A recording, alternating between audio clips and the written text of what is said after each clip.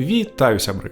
З вами Квадрат, і сёння, як і прыклад на кожны 30 дзён, мы паглядзім на спіс гульняў на наступны месяц. Гэтае відэа будзе кароткім праз колькасць гульняў і праз тое, што ўнутраныя навіны будуць у асобным калядным відэа. Ну а зараз пачынаем! І першая гульня ў нашым спісе – King Arthur Knight's Tale, сумесь РПГ і пакрокавых боек. Творцы гульні кажуць про XCOM, але я бачу трэці Disciples і нават наш беларускі Legends of Eisenwald. Ну а гісторыя, як бачна з назвы, будзе разгортвацца вакол паданняў пра караля Артура.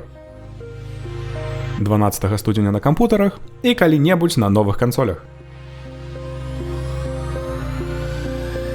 Чарговая гульня Hitman 3.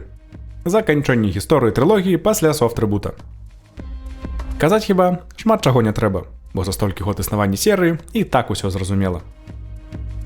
Але гэтым разам не будзе мультыплеера. Не тое, каб ён быў асноўнай часткай гульні. Так ці інакш, 20 студзеня на PlayStation, Xbox і кампутарах праз Epic Games Store.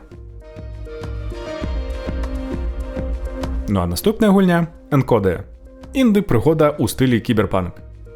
Гульня раскажа пра 9гадовую дзяўчыну, ейнага робата, да іх прыгоды па новаму Берліну ў 2062 годзе. Творцы абяцаюць атмасферу Blade Runner і гумар Monkey Island. Так гэта ці не, даведаемся 26 студзеня на кампутарах. Ну і апошняя, і хіба найцікавейшая гульня The Medium. Хорар-прыгода, падзеі якой адбываюцца адначасова ў дзвюх сусветах ці двух вымярэннях.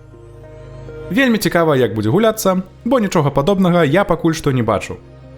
Ну, і я яшчэ спадзяюся, што другое вымярэнне, свет духаў, не будзе вельмі жудасным, бо і пагуляць хочацца, і занадта пужацца не хочацца, бо не маё гэта. 28 студзеня на Xbox і кампутарах. Ну, а на гэтым усё.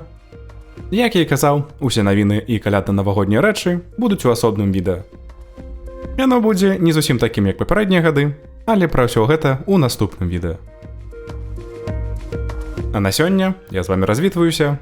Дзякуй усім, хто глядзеў, і да сустрэчы ў новым 2021 годзе і калядным відэа.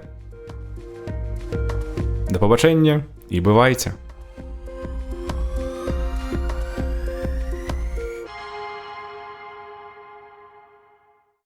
Ну, а калі вы ўсё відэа чуеце рэха ў маім голасе, я вітаю вас у новым памяшканні.